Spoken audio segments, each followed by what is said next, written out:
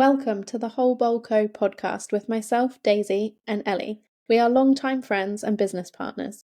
This is your go-to source for women's health, experiences, and humour during trying to conceive, pregnancy, and postpartum.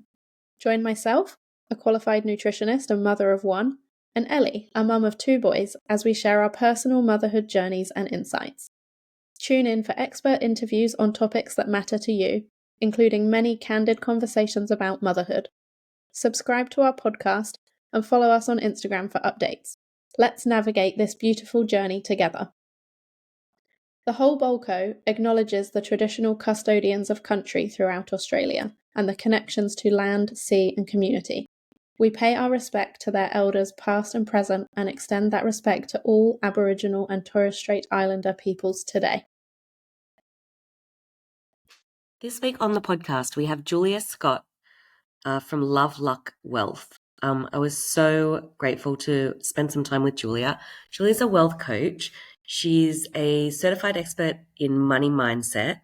She has been a chartered accountant and a wealth management specialist for over 20 years and also certified in Feng Shui. So it's a pretty unique position to be in.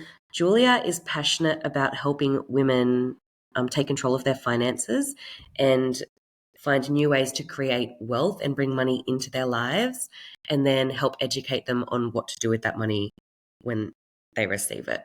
I contacted Julia out of the want and the need to continue educating women in this stage of our lives about finances and about how to take control of your finances. And, even though it's a period of our lives where we maybe are making less money or we've got a bit of a pivot in our career or a break in our career, it is still important to be having these conversations now and to be part of the decision-making process when it comes to money in your household and in your finances. So that's why we're bringing you these sorts of topics. This was a really lovely chat with Julia, even though I was somewhat in my deathbed with the flu, but she really held the conversation for us.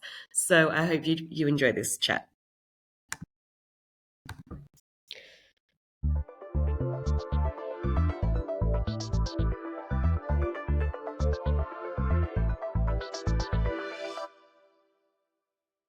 Okay, welcome to the podcast, Julia. Hello, Elle. It's so nice to be here. Thanks for having me. Yay, we're so excited to have you here. I wanted to just set this up by how I kind of got into contact with you and what happened there. So we recently had on a few weeks ago our mortgage broking friend, Ben Schaefer, and he was really setting us up for how to prepare financially for having children. And it was more around like mortgages. So if you're planning to buy a house during this period, what you need to be aware of, kind of budgeting, saving, what banks look at during this time. So he wrote a great article for us and we had a really good chat on the podcast about that topic. And after that chat, I was speaking to a friend and I said, I want to get more finance education out to our audience because it's really important to me for women of our age to understand their finances and the decision-making power in that space that they have. And I think it's a time during our lives where we feel a bit like we lose that power and control because maybe we stop working for a period or change career paths or take less pay, work part-time, whatever it is. And therefore we feel like we have less of a voice in the space and we feel like some of that control gets taken away from us. Now, I got in contact with you because someone said you need to speak to Julia if that's kind of what you're looking for, because she's all about empowering women about their finances and giving them that financial knowledge. And when I spoke to you, I was giving you scenarios of things that I see on mostly like the Facebook group world, where it's women where they say, like, I've got 2 kids under or 3 kids under 5.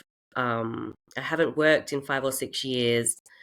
My husband or my partner has now XYZ, like you name it, whether there's new substance abuse involved, the relationship's potentially turned violent, maybe he's just an absolute flog bag, maybe he started cheating on them, maybe all of the above, but the situation's taken a turn for the worst and they now don't know how to get out of that relationship, how to start from scratch. They can't send the kids to daycare and get a job or get a job, like they really just are financially stuck in their situation and in a bit of a rut and they don't know how to put one step in front of the other.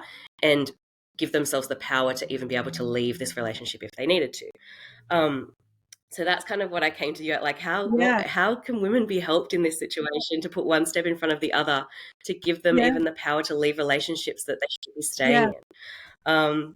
So yeah, that was our initial Yeah. conversation, wasn't it? Definitely. Well, and since the dawn of time, this is a woman's most vulnerable time when she's pregnant or just given birth, or, in those early years where a child is very much attached to their mother. And your identity is shifting, so your body changes. Everything shifts, right? So it is overwhelming. And you know what? I'm so glad that we connected on this, because I truly believe that the whole finance industry just lets women down in this area. And it's so important, because this whole aspect of motherhood we need it for society, right? And we need to be able to support our women. So my goal is to empower women, and I coach them on how to shift their mindset and their perspective so that they don't allow themselves to necessarily be in that vulnerable place. So they remember who they are and that they deserve to have what they want and to feel financially secure, and, help them with the systems to put that in place to make sure that they're always taking part in their own financial decision making and always have choices. So, Yeah, I love that. Will you, as a bit of an introduction to everyone, will you just give everyone a bit of an overview about yourself? sure. You as a business owner, what you do in your business, you as a mother, and then kind of the Yeah. path that led you to where you are, trying to help Yeah. women the way you are now. Sure. Okay. So my background is in finance. I'm a chartered accountant and former financial advisor and tax agent to the super rich. I've got 20 years experience in that field, and I was one of those vulnerable women when I took time out of the workforce to have my children, who are now like well and truly grown up. But it was a time when I realized that I didn't have any idea how much money my husband was earning. I had no idea of our family's financial goals. He was a financial person as well. We met at work, so I assumed everything would be okay. And I just blindly trusted, because you're in love and you really enjoyed my children. I had everything I could ever want. And then all of a sudden, like these messages that you were just describing that you've seen in Facebook groups, I was just like shocked, because I learned that my husband had this whole other aspect to his life that I didn't know about. And my whole world just came crashing down.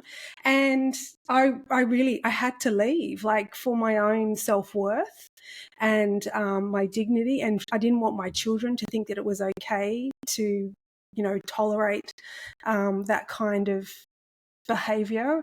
So I thought, right, I need to get out of here. And I very quickly realized I had no idea where our money was. I had no access to cash.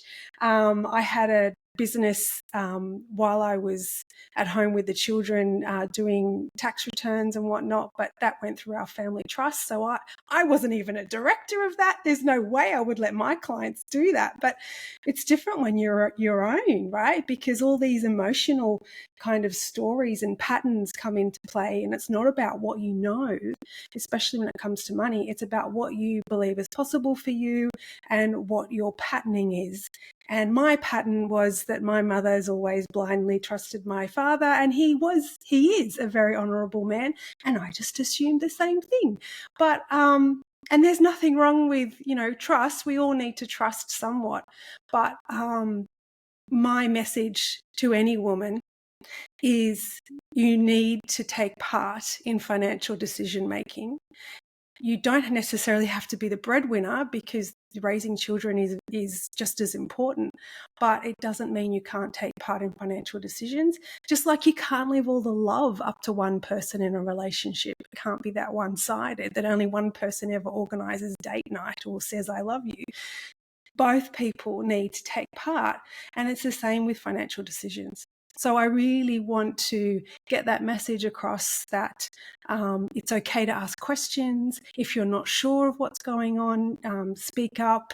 And if you want some more financial education, go get it. There's so much out there. If you feel like you have some negative money stories or patterns, or you've had a bad history with money, you can sort it out, because beliefs and patterns are learned and they can be unlearned. You don't come out of the womb being bad at money. You just, you learn it, right?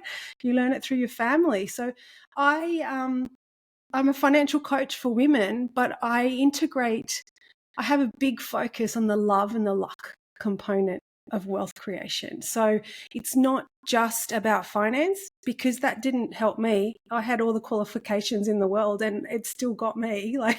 So the love and the luck components, I believe, are 80% of the way we do money. And if you don't have the self-worth and the self-respect and if you don't believe it's possible for you to be great at money, you won't be. So I think what's interesting is, so you are a wealth expert, but yes, you're also big into the energy and the mindset.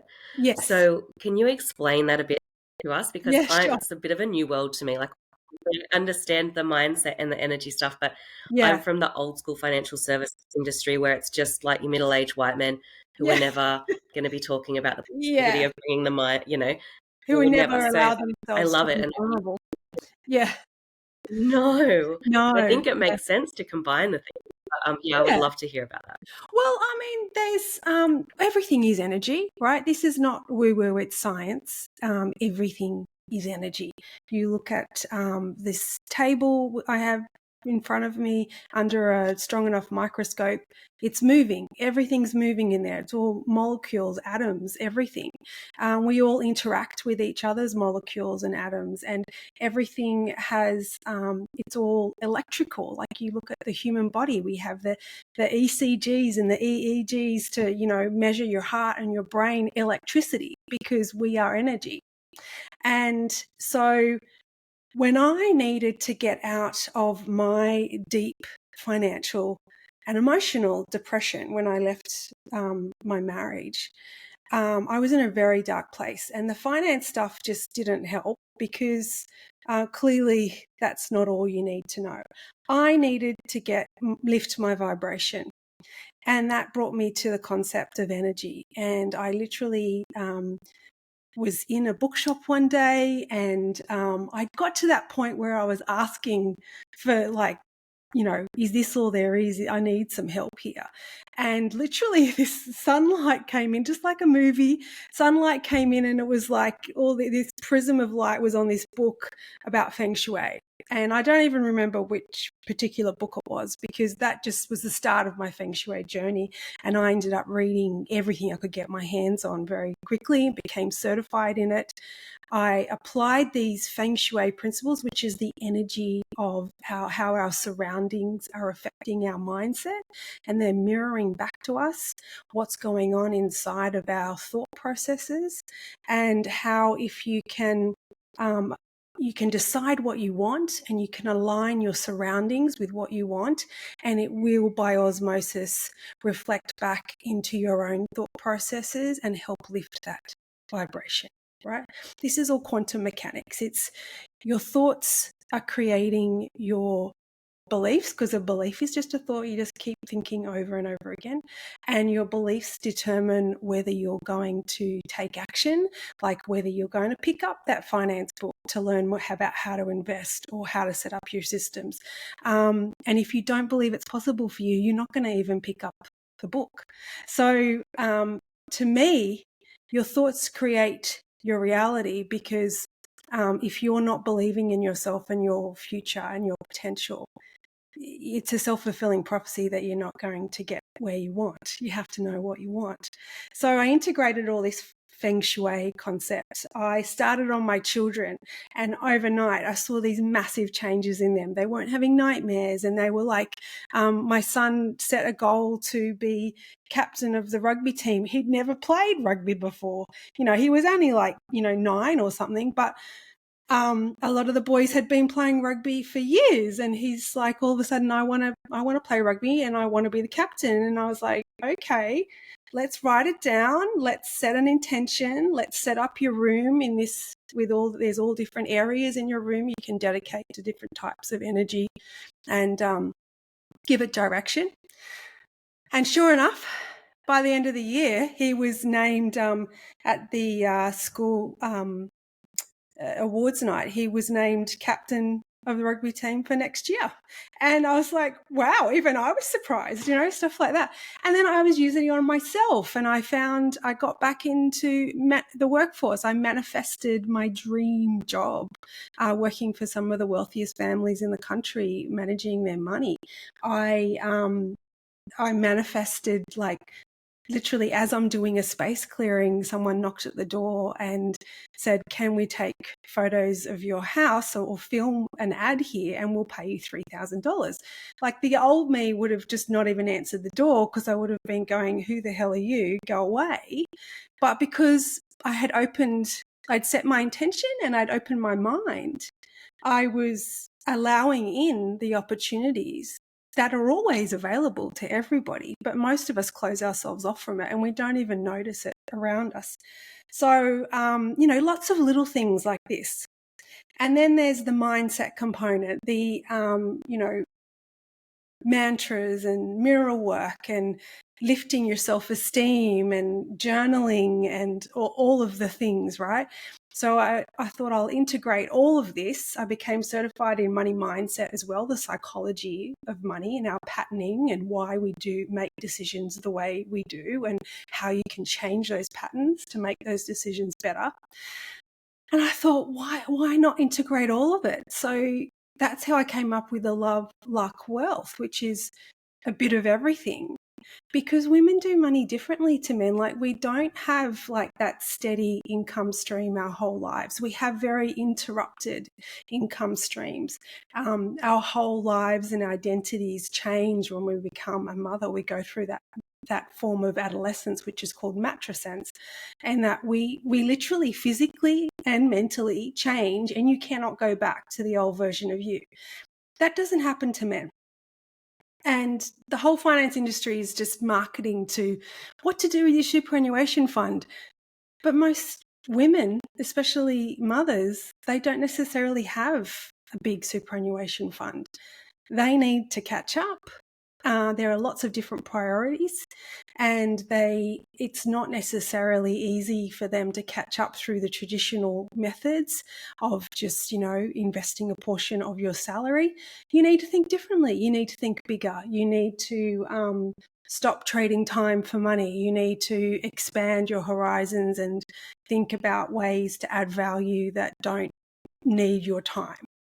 Stuff like that. So I really wanted to educate women to just step into this whole other perspective when it comes to money and get really excited about managing their finances and finding ways to bring in more money rather than just focusing on how can I spend less. Like, I did a Google search to prepare for our conversation. Did a Google search on, tips for single mothers, for example, because a lot of these women were talking about all of a sudden finding themselves with a young child and single and they don't know what to do.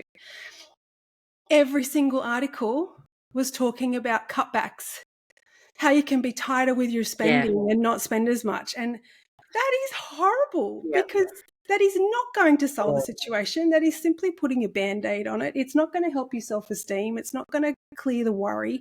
It's not going to make you feel calmer. It's just going to make you feel more of that lack mindset, which the science says. And it's more about the mindset. Like, it's like the mindset of, I know I've listened to a few things recently that really put it into perspective, but like the mindset of like cutting out your morning coffee or cutting out, small things to then save more at the end of the month is just the wrong mindset to be in, when you You're should wrong. be not in a, like the cut it out. Yeah. You should be in the you need to be opening yourself to make more money, not trying to cut down on spending less. No. It's a whole Yeah. mindset thing. It's really interesting when you say the finance industry being directed towards men and their traditional ways of work and income earning. They get to this 30 to 50-year-old age stage where they're at their most money making period of life, right? Their incomes are going up pretty substantially each year usually, and they're making money growing their superannuation, investing, whatever they're doing. Whereas we are at this point where, and a lot of these groups that I'm on, very similar things. We need more money. I can't get a 9 to 5 because I'm responsible for the children. I need to work from home. I need to work around my children. What's out there for me? And because all of the media is really pushed around these male hours of work and jobs, and people don't even think it's an option to not work, No. find roles in that Yeah. in that sort of way, and they don't know where to look for them. So it's really interesting hearing that that's how you help women look for solutions that are out of the box, because that is very much the box that we're all like, how do we fit into this Yeah. box, because this box does not fit in my life right now. Yeah. So I'd love to hear Definitely. how you help me through that. Well, this is the thing, right? I specifically don't teach budgeting because that's the last thing you should be doing. I mean, yes, you're not going to be irresponsible. You got to just think before you buy things, but it's about spending on things that add value, rather than just to feel better. And it's just becoming aware of how your feelings are dictating your actions, right? Because your feelings are like, they're the early thoughts, right? The feelings create the thoughts, and the thoughts create the beliefs, and the beliefs create the actions. So if you can start, first of all, setting goals. I mean, most women, anytime I'll do a public speaking event, I'll ask people to hold up their hands who has a financial plan or a financial goal. There might be like 10% of the room at the most, probably more like 2 or 3%, have identified a written financial goal and plan. And if you don't know where you're going, how the hell are you going to get there? It's like you need to be able to set your GPS. So first of all, you need to be able to think about, what do you want, right? If your success was inevitable and you knew you couldn't fail, what does that look like for you? Now, a lot of women go, oh, well, that's ridiculous. Like, it's never going to happen. So why am I going to let myself go down that path and get all excited when I know it's not going to work? But this is my point. If you don't even allow yourself to imagine and think about what's possible, how the hell are you going to do anything different? Because these thoughts that you continually think over and over again are creating your beliefs, and therefore deciding on what your next action is going to be, and therefore what your future financial reality is going to be. All we have to work with is the present, right now. So what are your thoughts and feelings about money right now? And for most women in this situation we've been talking about, where they're vulnerable and they're like all of a sudden on their own, the first thing that they're thinking about when they wake up in the morning, the last thing before they go to bed, is worry about financial worry. And it just is a self-fulfilling prophecy, and it goes round and round and round. So you need to find a way to at least allow yourself to go there and use your imagination to think about what's possible for you and what you would want. You need to ignite your heart. You need to be able to write it down, and you need to be able to say it out loud, not necessarily to the whole world, but you need to be able to say it aloud, even just to yourself in front of the mirror. And what does that bring up for you? If there's a lot of fear that comes up straight away, you need to address that fear. Where is this fear coming from? Does it even belong to me? Is this what happened to my mother or the women before her? Is it even my own fear? Is it really true? Right? So because most of the time our fears are not even true. Then the worst thing that we can imagine actually never even happens. So lifting your vibration and your mindset right now, your thought quality in this instant, is the best thing you can do to start thinking better about money. And then write down where you want to be, right? So, and then the next step is to use your imagination and think about how you would feel and act and hold yourself and be when that all comes together, and be that version of you now. Make decisions like she would make now. Not once you have the money, make it now. And it's not about then going out and blowing whatever money you have. That's not at all what I'm saying. What I'm saying is, when next time you're going out and you're being this wealthy version of yourself who's had all her goals come together, how would she make decisions on what to purchase next, right? So how would she, is she decisive, or does she like go ruminate and go round and round in circles, and is she overanalyzing everything and wasting energy on that? There's lots of different ways you can look at it. I have a free quiz on my website as well, which is the Money Personality Quiz, and that helps you to understand what your unique blueprint is when it comes to money, and why, because everyone assumes everyone thinks the same way as they do when it comes to money, but you don't. Like, someone might be really sort of frugal and focused on saving. That's the accumulator type. Someone might be at the other end of the scale, which is a romantic and who loves to spend for experiences and to feel better. And there's nothing wrong necessarily with either kind of type, but it's just that you don't want to be the extreme version of that. You need to be aware of what your triggers are and what your challenges are, and identify when you're at the end of the scale so you can manually bring yourself back and teach yourself how to not sabotage your own financial well-being. Does that resonate? Yeah, it does. It's really interesting to think that the energy that you put into spiraling and the negative thoughts or the deliberations about the next step or all of that sort of can really take away from any positive energy, right? Like positive thoughts and positive steps forward. Yeah, I think that's a really interesting because your thing brain, to teach well, because definitely it's hard to pull yourself out of it. Yeah, it is hard, but the truth is your brain doesn't know the difference between real and imaginary. We are the only species on the planet who has this. This is what differentiates us from animals, is we can imagine something. Like if I get you to imagine you've got in front of you a lemon, and that you're about to bite into the lemon, you start salivating just thinking about it, right? Because you're getting a physical reaction from your imagination. If I ask you to imagine like some hot guy in front of you, and he's like, he wants you, and you're like, you get a physical reaction. You're like, oh my God, this feels really good. I'm blushing right now. Like, your imagination is so powerful, and we are not taught to use it, especially on the finance component. And women especially, we are the creators of life. We have very strong intuitions, and we are very creative beings. And I really do believe that this is a whole untapped potential. We can use this to help us, because why not come at money from all angles? Yes, have your systems in place.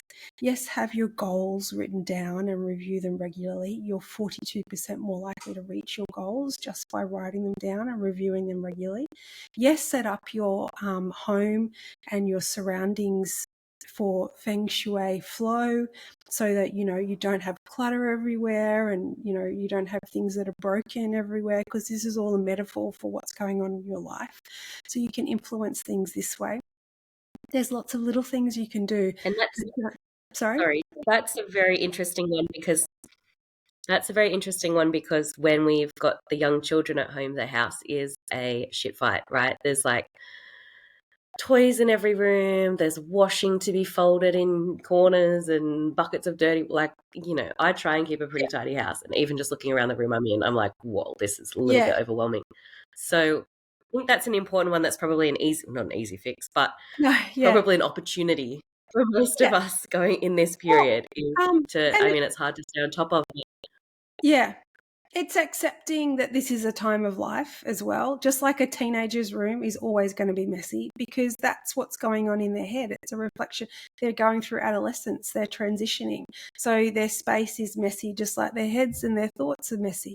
That's fairly normal. So when you have young children and you're going through this matrescence yourself, yes, it's going to be messy. But if it's coming to your income producing activities, what you can do is make sure those areas have been decluttered and they are promoting that feeling of financial well-being, of being organised and decisive and having a plan and assuming the best. So maybe it just means if you happen to have a home office, keeping that area clutter free.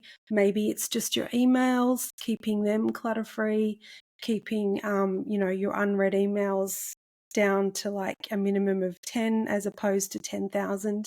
That makes a big difference on the psychology of your brain is overworking. Every unread email that it sees on that screen and every piece of paper lying around the house represents a delayed decision, and it's taking up space in your brain.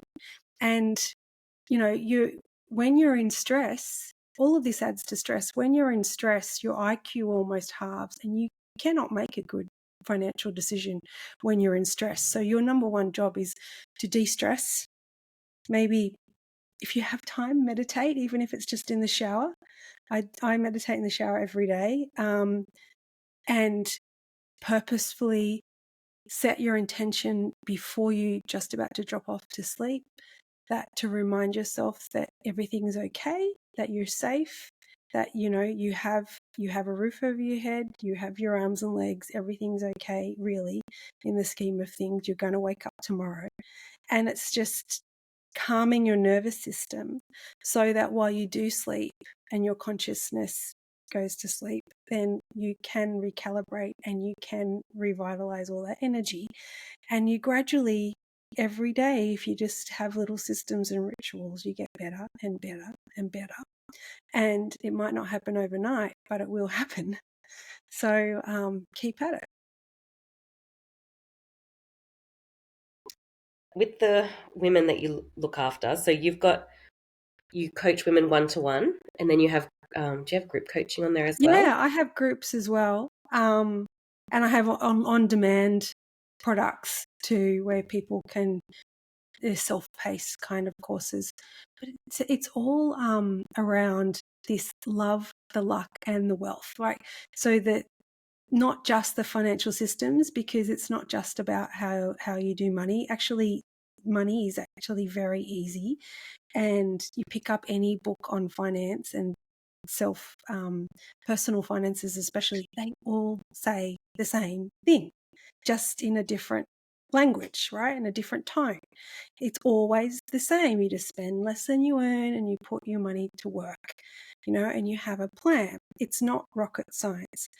The hard part is the emotional resistance and the sabotage that we do subconsciously without even knowing it because of these patterns that we've inherited. And to me, that's 80% of your financial transformation is going to come from being able to understand that you are not your thoughts. Your thoughts are not actually even real. The only thing that is real is your ability to think a thought. That's real. But thoughts themselves are very transient and they're not necessarily true, right? If you try and think about the thoughts you had 2 years ago, today, at this particular hour, 2 years ago, you can't remember because it doesn't matter because it's transient. You've moved on. Do you see what I mean? So thoughts are not real. Thoughts are they're just things that we're feeling along the way. What's real is your ability to think a thought. And what's real is your ability to choose better thoughts. That's real. and you have that ability. So it's about being aware of the fact that you have choices. You always have choices. And whenever you feel like you're stuck and you don't have choices and you're in a hole or a corner, remind yourself, yes, you do. You can choose to think a different thought. You can choose to just maybe even go general and just choose one thing in your line of sight right now that is pretty, like I might just pick up my water jug and go, oh, the light's just so pretty there. But it's distracting your brain from this spiral of, I know I'm going to do about money. I'm hopeless about money. It's never going to work out and everything's a mess. Like, that's not going to help you. Worrying is not going to change the outcome. If anything, it just makes it worse. So I'm really passionate about helping women and giving them the tools and the rituals to help them to shift and choose better thoughts. And then once they're in that better place, they can think better and they can set up those financial systems and have the ideas to bring in more money, to add value, to do things differently. And they can attract the situations, the people, the synchronicities, and the thoughts that are going to deliver this. And it's interesting because I had a conversation with a friend who I don't think will listen to this, but the other week, and he is looking for a job, and he said, I'm kind of just waiting for someone to call me with a job. And I said, have you told anyone you're looking? He said, no, I haven't put any. Yeah. Yeah, you kind of like you need to put your feelers out, open your mind to it, but also you need to put it out there that you're looking, right? Yeah.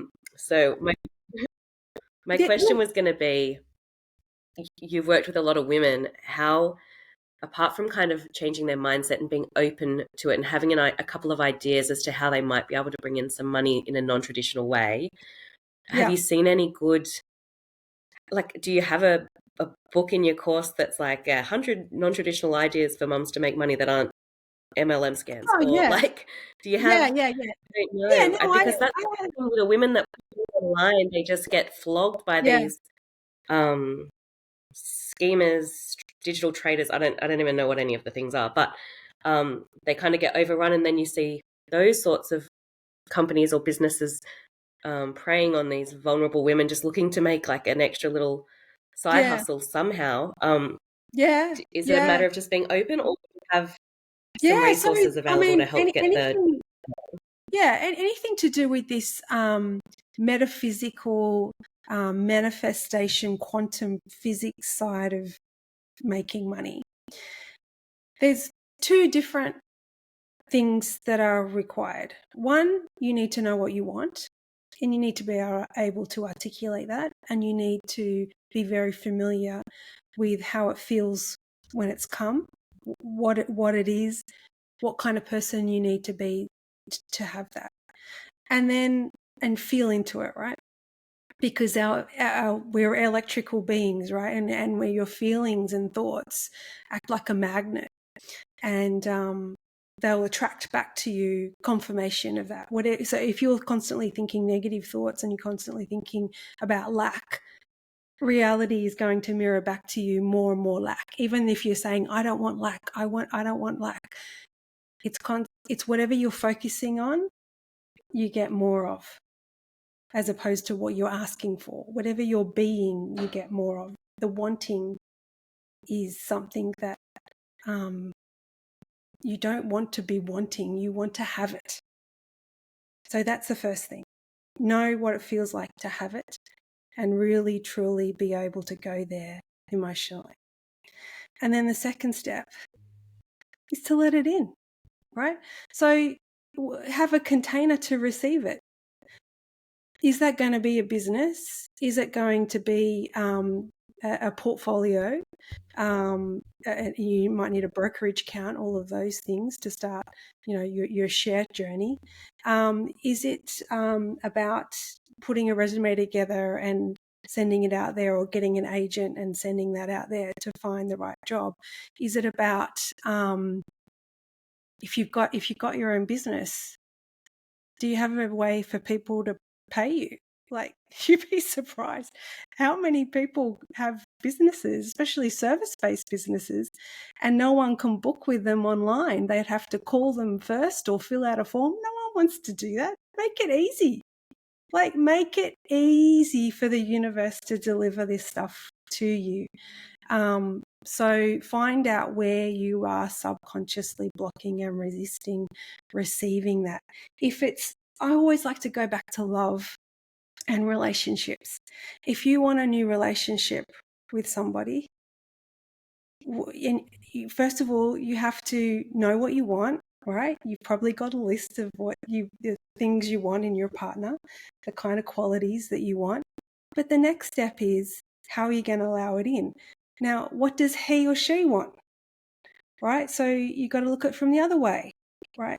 If you want someone fit and fabulous, guess what? They're probably going to want someone fit and fabulous too. So you got to get your container ready, and you got to get your ass to the gym, right? So it's the same with money. If you want to be earning $1 million a year in your business, you need to be the kind of person who has $1 million a year business and make decisions like that person. Hold yourself like that person. Connect with the kind of people that he or she would connect with. And then you need to, have that vehicle set up, ready to go with a concept and a way to add value, and then a way for people to pay you. It's part of this receiving. So you know what you want, and you have a way to receive it. These are the two biggest things.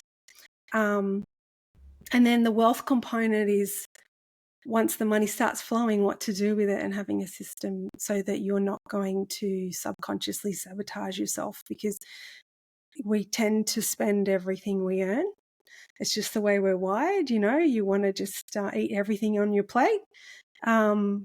So, get your systems in place and get a portion of your income as it comes in every time, out of sight, out of mind. Just put it away somewhere else and put it to work. And your money wants your attention. That's why my signature course is called Money is My Lover, and it's about treating money as if it was your loyal lover, and it was always there for you, and you'd plan together and you'd spend time together. You wouldn't just take advantage of it, and you wouldn't just only speak to it at Christmas. You would you would want to talk to it all the time, and you would connect with it, and you would see what it needs, those kind of things. I love that. I feel like I could talk for hours. Is there anything else?